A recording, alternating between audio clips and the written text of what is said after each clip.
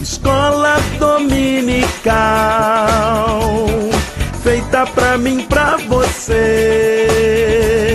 Espaço pra crescer e a Bíblia conhecer, sempre junto com você.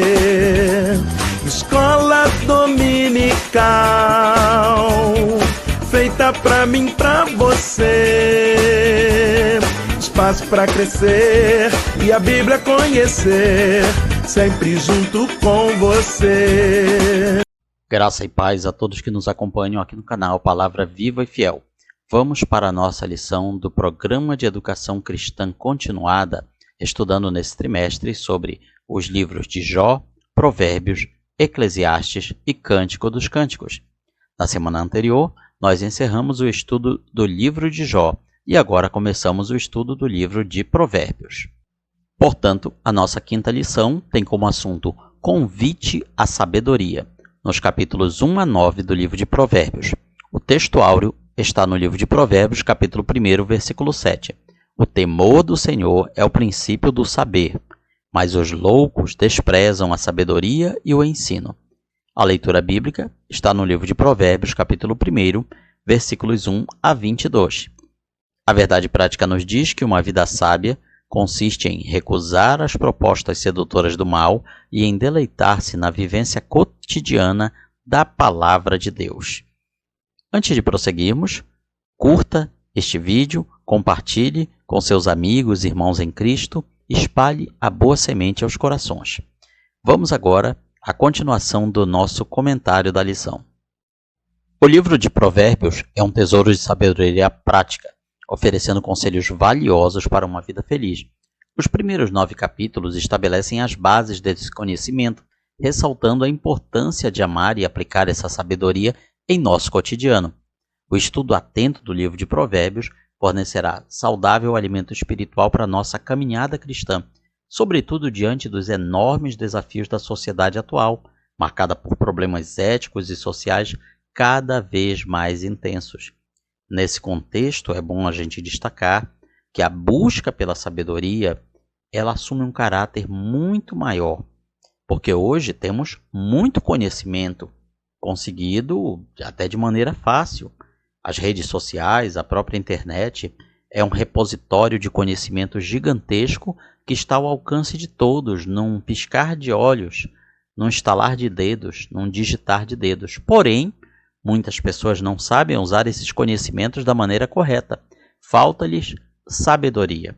E nesse contexto, o livro de Provérbios vem trazendo uma sabedoria que não se pode adquirir pelas redes sociais ou pelos livros. Uma sabedoria que vem do próprio Deus. Comecemos então com o primeiro tópico, o livro de Provérbios. Primeiro item do primeiro tópico nos fala sobre o contexto e a autoria. Provérbios de Salomão, filho de Davi, o rei de Israel. No Antigo Oriente, eram comuns ditados sábios serem reunidos em livros para ampla consulta. Textos antigos similares a Provérbios foram encontrados no Egito e na Mesopotâmia. Já nos dias de Salomão, era antiga a prática de compor e colecionar ditados de sabedoria. Quanto ao livro de Provérbios, se aponta indubitavelmente o rei Salomão, considerado o rei mais sábio que já existiu na Bíblia, como seu autor ou compilador de conteúdo. Ele foi agraciado por Deus com uma incomparável sabedoria. O relato está em 1 Reis, capítulo 3, versículos 5 a 14. O livro reúne ensinamentos formulados pelo próprio Salomão, em sua grande maioria, e também por outros sábios, como Agur, Lemuel e homens que estavam sob o reinado de Ezequias. Portanto, temos aqui uma coletânea de sabedoria vinda de diversas fontes e que nos trazem o que o Oriente via como sabedoria há 3.000 anos atrás. Mas vemos também a sabedoria vinda do próprio Deus através destas pessoas. Vamos ao conteúdo e propósitos do livro. Para obter o ensino do bom proceder, a justiça, o juízo e a equidade. Provérbios constitui uma riquíssima coleção de instruções e advertências para a vida humana, inspiradas pelo Espírito Santo. São preciosos conselhos que ajudam a dar realidade concreta a religião oficial de Israel, ou seja, transformavam o judaísmo de mais do que uma mera religião, e sim em um modo de vida que era o modo de vida que Deus queria para as pessoas. Era o exemplo do que Deus queria que aquelas pessoas mostrassem às demais, aos outros povos.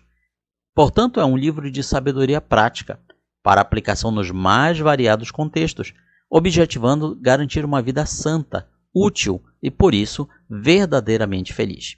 De fato, Provérbios traz vários alertas contra o largo caminho do pecado.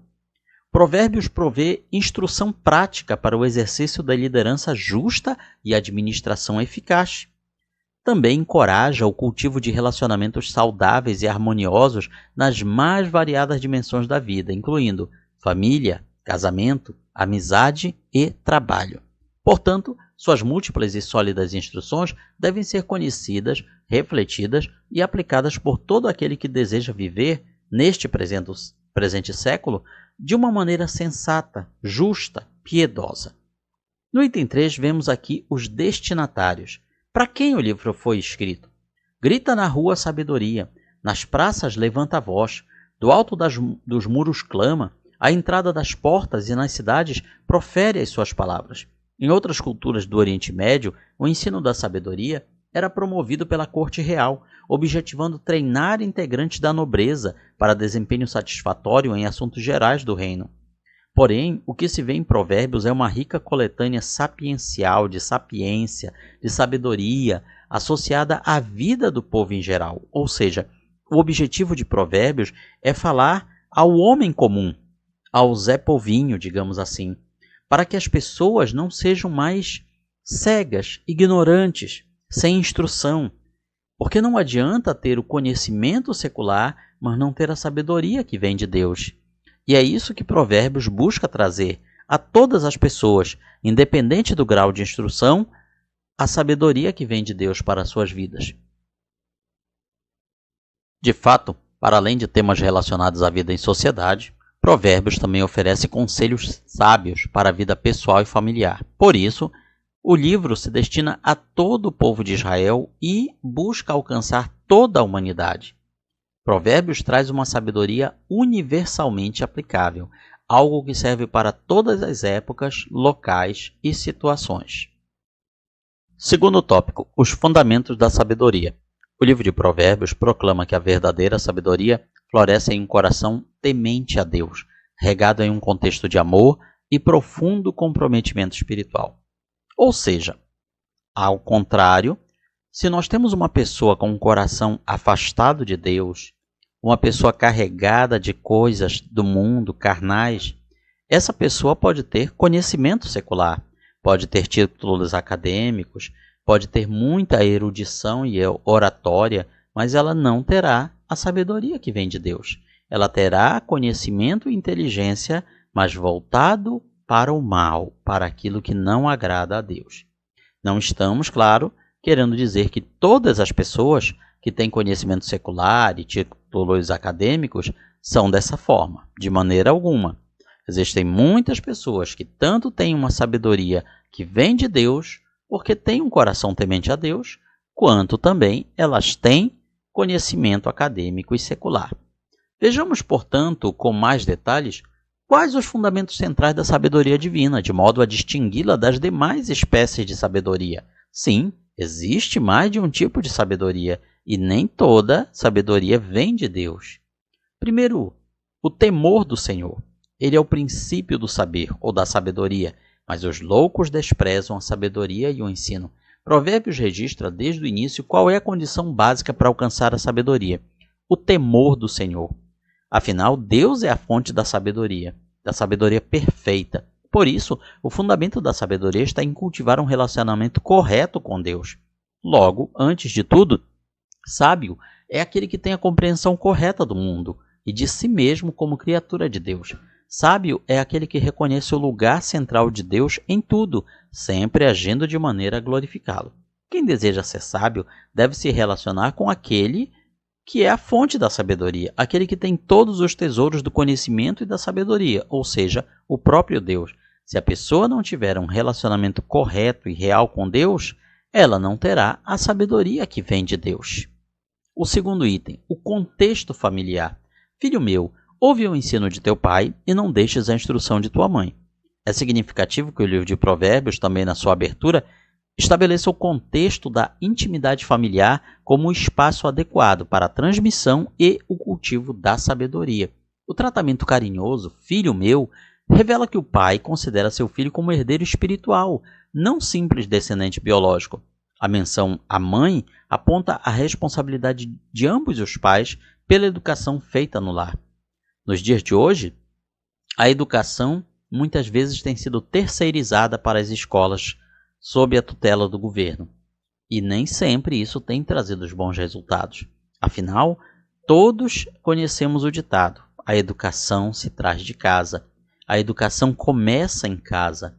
Por causa desse desvirtuamento que está acontecendo em muitas escolas ao redor do mundo, várias pessoas estão preferindo educar seus filhos em casa. É o chamado homeschooling, que quer dizer literalmente estudar em casa. Alguns países permitem essa prática, outros não. É algo ainda bem polêmico, controverso, mas o foco de tudo é quando o cidadão deixa de confiar no Estado para colocar seus filhos para estudar. Isso vem acontecendo em vários lugares, porque aos poucos as pessoas vão perdendo a confiança na capacidade do Estado de educar corretamente seus filhos. Muitos pais estão preocupados com uma doutrinação de ideias progressistas a que seus filhos são submetidos nas escolas. Portanto, a educação deve começar em casa, para que ao chegar no ambiente escolar, a pessoa, a criança, o jovem, ela possa estar atenta em aceitar aquilo que é bom, mas rejeitar aquilo que está em desacordo com a palavra de Deus.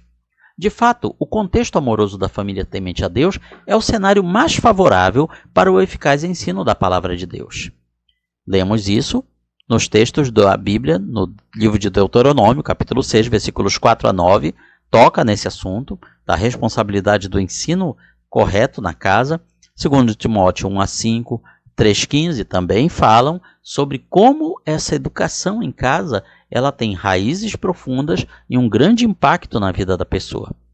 O terceiro item fala sobre guardar o coração. Sobre tudo que se deve guardar, guarda o coração, porque dele procedem as fontes da vida. A verdadeira sabedoria não tem apenas a ver com crer em Deus e assimilar conhecimento bíblico. É preciso mais do que isso. É um compromisso da pessoa como um todo. Pensar retamente, falar retamente, agir retamente. Porque o mundo que vivemos é um mundo torto, não é um mundo reto. Portanto, não é uma simples questão de inteligência humana, mas de firme comprometimento espiritual. Daí a orientação bíblica de que as instruções de sabedoria devam ser guardadas no coração, debaixo de constante e forte vigilância, pois dele provém nossos pensamentos, sentimentos e escolhas. Alimentar nosso coração com a palavra de Deus é vital para uma vida cristã sábia e saudável, como lemos no Salmo 119, versículo 11, e outros versículos que estão neste salmo. Vamos então ao terceiro tópico, a personificação da sabedoria. Mas antes, se você ainda não curtiu este vídeo, aproveita, vai lá, deixa o seu like, porque isso é uma maneira de dizer ao algoritmo do YouTube que este vídeo é relevante, é importante, e assim ele será sugerido para outras pessoas. O capítulo 8 de Provérbios é um hino de louvor à maravilhosa condição de portar sabedoria. Pode-se confiar nas palavras da sabedoria. Aqui neste capítulo, a sabedoria é mostrada como um personagem, como uma pessoa que fala àqueles que estão sem instrução, sem conhecimento, sem luz, digamos assim. Os conselhos da sabedoria são gratuitos e também são palavras benignas. O capítulo 9 mostra o contraste entre sabedoria e loucura. Quando estamos falando aqui loucura, não estamos falando de transtornos mentais. Não estamos falando de distúrbios mentais. Não. Loucura aqui é simplesmente a falta de sabedoria. A loucura oferece um banquete para a morte e a sabedoria um banquete para a vida. O primeiro item vem falando sobre a preexistência da sabedoria. Desde a eternidade foi estabelecida, desde o princípio, antes do começo da terra. O termo sabedoria, Hokmah no hebraico, aparece repetidamente no livro de Provérbios. No Antigo Testamento, esta palavra é usada para descrever a habilidade de artesãos, artistas, conselheiros. Portanto, veja que, nesse contexto do Antigo Testamento, a sabedoria é mostrada como algo que tinha resultados práticos. Não era uma simples teoria, não eram palavras vazias, eram conselhos e ideias que serviam para que, na prática, você conseguisse fazer alguma coisa com excelência, fugindo da mediocridade. No âmbito espiritual, uma pessoa sábia vive de acordo com os mandamentos de Deus, aplicando com eficácia o seu conhecimento acerca de Deus.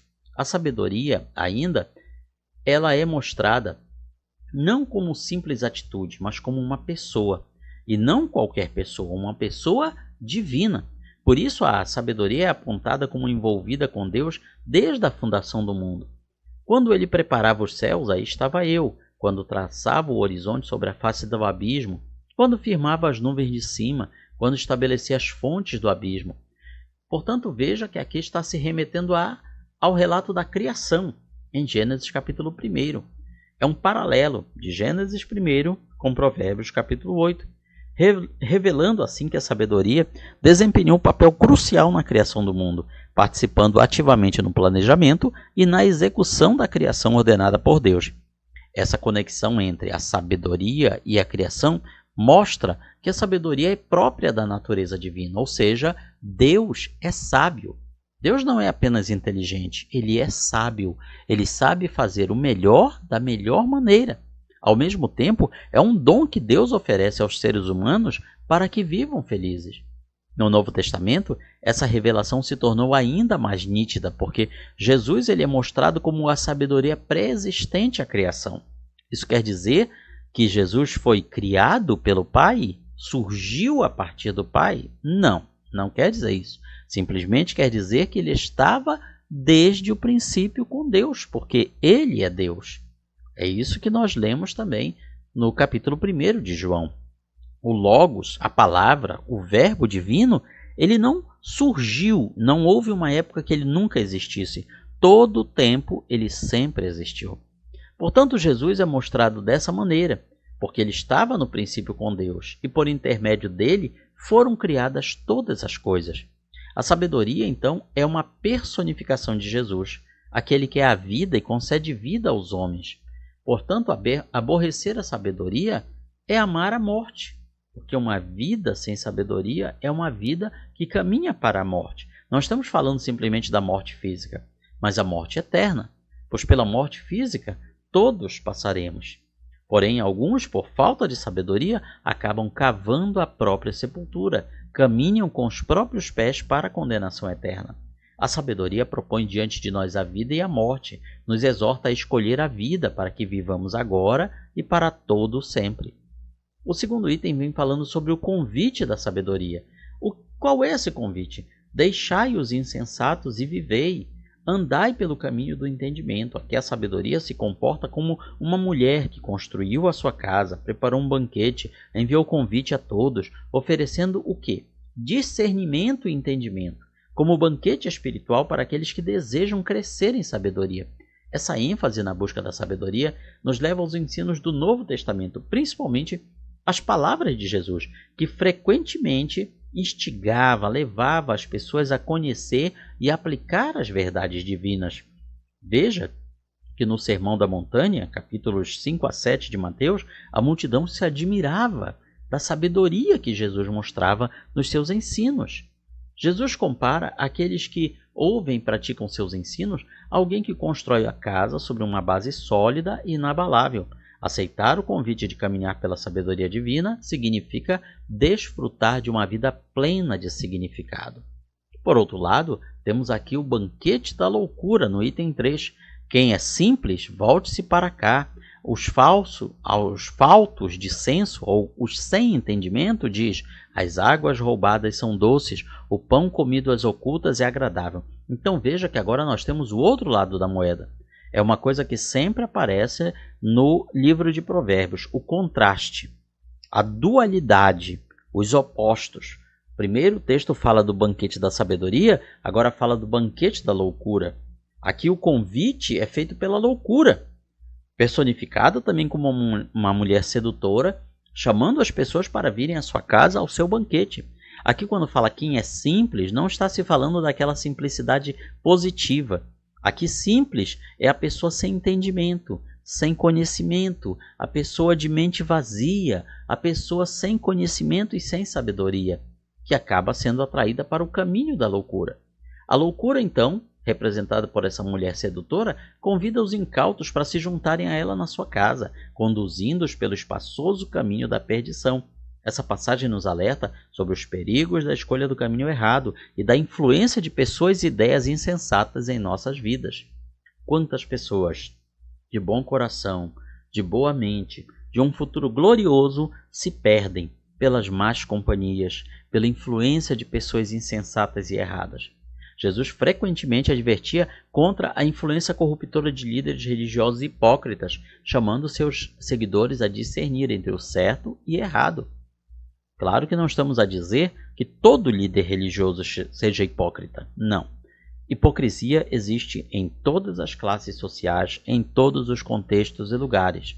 Porém, quando acobertado pela religião, acarreta-se uma maior gravidade. Paulo também escreveu sobre a importância de escolhermos a sabedoria divina, ao invés da tolice do mundo. Esse contraste de convites bem espelha a imensa batalha espiritual que marca a caminhada humana, sobretudo a dos cristãos, continuamente assediados pelo pecado, pelo mundo e por Satanás. Por outro lado, representa também a graciosa provisão divina de orientação, enfatizando a importância de escolhermos a sabedoria, pois ela conduz à vida plena e feliz, enquanto a insensatez leva à destruição. Conforme Tiago, uma vida nutrida pela sabedoria do alto conduz à pureza, à harmonia, à cordialidade, à misericórdia, rendendo ainda muitos bons frutos. Podemos olhar tudo isso e dizer, mas é tão difícil vermos isso na prática. No dia a dia, quase não se vê pessoas com uma vida dessa forma. É verdade. Isso significa que muitos poucos conseguem achar o caminho da sabedoria. Concluímos aqui com a nossa aplicação pessoal.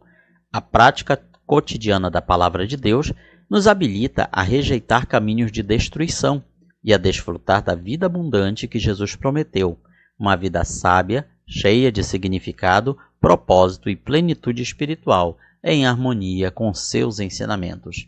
Aqui está, portanto, o resumo da nossa 5ª lição do Programa de Educação Cristã Continuada, estudando nesse trimestre sobre os livros poéticos e também sapienciais de sabedoria que nós encontramos na Bíblia Sagrada. Comente, curta, compartilhe este vídeo e não falte na sua escola bíblica dominical e leve mais um para aprender a Palavra de Deus. Que o Senhor Jesus nos abençoe.